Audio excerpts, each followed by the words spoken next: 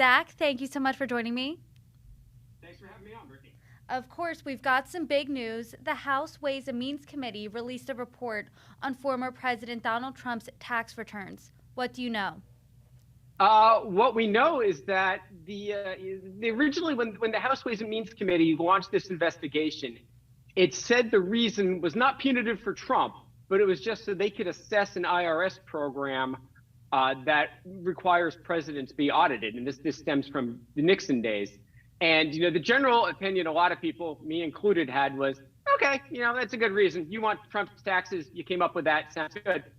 It turns out there was a problem with the IRS in that they did not audit Trump's taxes his first 2 years in office.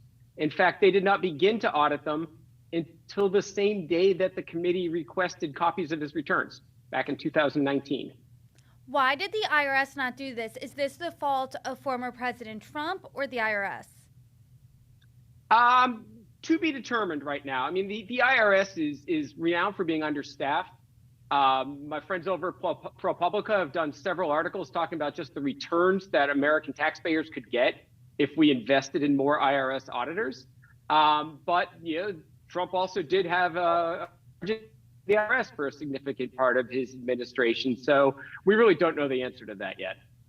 You had a timeline of the House Ways and Means Committee's journey to get these documents until 2020. Can you give us a brief walkthrough of that? Yeah, sure. So the Democrats took control of the House in January 2019. So we are now almost 4 years later that they finally got these copies. And it was known up front that this was something they'd be searching for, but they requested them. Mnuchin refused. They subpoenaed. Mnuchin refused. It went all the way to the Supreme Court. The court said yes. There were many times, though, that the Democrats, specifically Richie Neal, the Democrat of Massachusetts who chairs the Ways and Means Committee, could have pushed this a little bit faster than he did. A lot of times he waited to file a subpoena, like Trump or the Treasury Department would miss a deadline, and he just, let's give him some more time. And that's part of the reason why we're here now, where the Democrats only have control of the House for a couple more weeks, and here we are getting the documents right now, and it's kind of a rush. Can they get them out? Because as soon as the Republicans take control, this investigation is going to stop. And we also found out that Trump paid $0 in federal taxes in 2020. Do presidents usually pay taxes while in office? Yeah, I mean, that would be on their salary. Donald Trump is a very different president than anybody we've had before.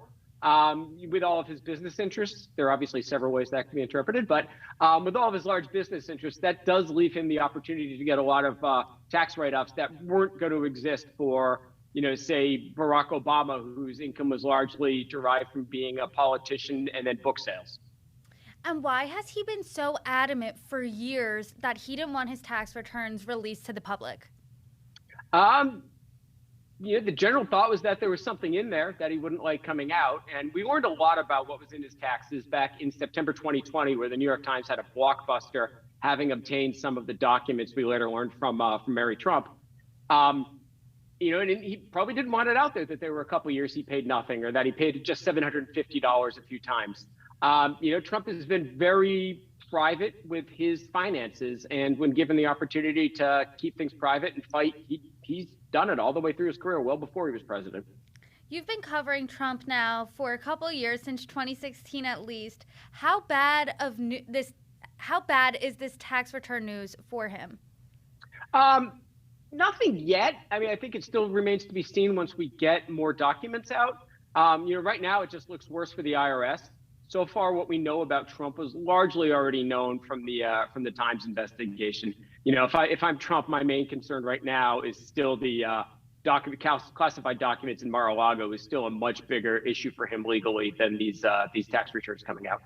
Is this going to impact his 2024 presidential run at all? Nope, not at all. If you like Trump, you like Trump. You already knew a lot of this information.